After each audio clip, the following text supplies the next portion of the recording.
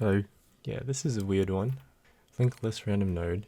Haven't done it yet, but taking a look at it, it's a little strange.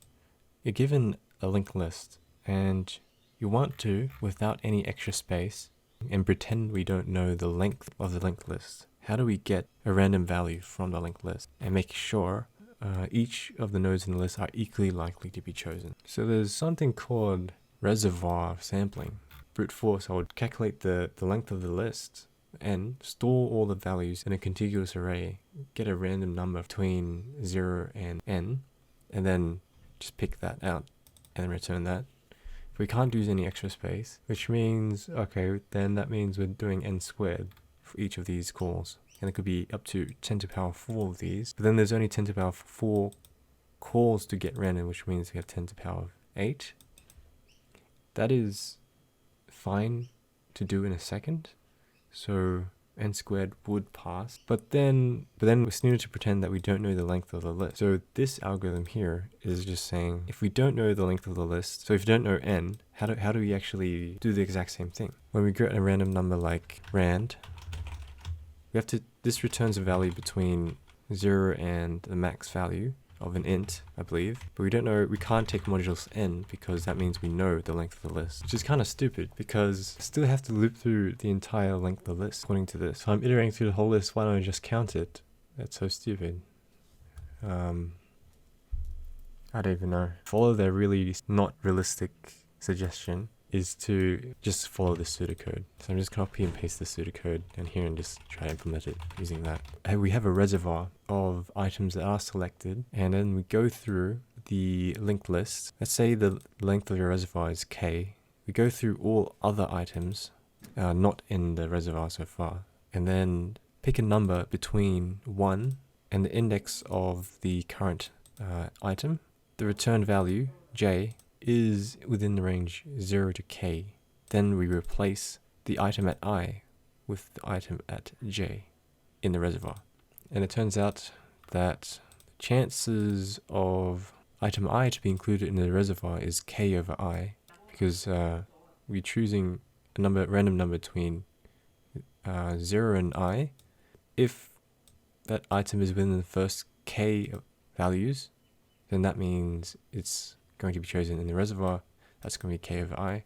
Chances that the ith element or the jth element in the reservoir is not replaced by any other iteration is going to be the chances that we do end up replacing something, so k over I, times the probability that we're replacing that exact element, which is 1 over k.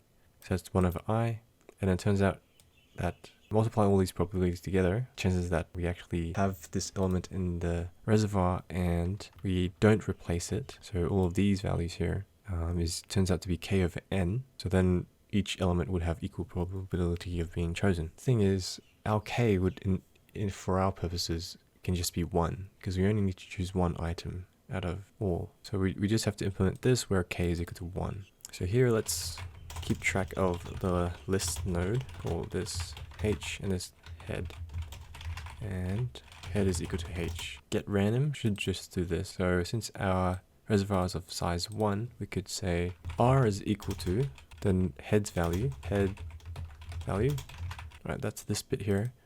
Then we go through each of the elements, starting from the first element after the end of the reservoir. That means we have to keep track of our list node. Say h is equal to, let's say current is equal to head next.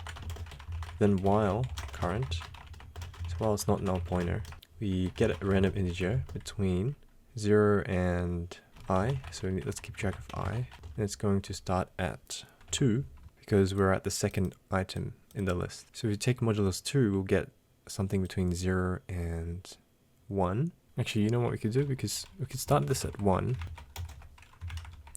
Say the current is equal to head. R is not initialized. So then the first time this goes through, we have j modulus I, which would be 0.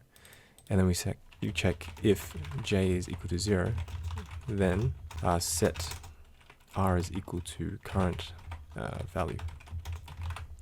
So the first time this runs, there's a 100% chance that R will be set to the first value, and that's pretty much doing what I was doing here. Then we increment I, and at the end return R. I also need to do current is equal to current next.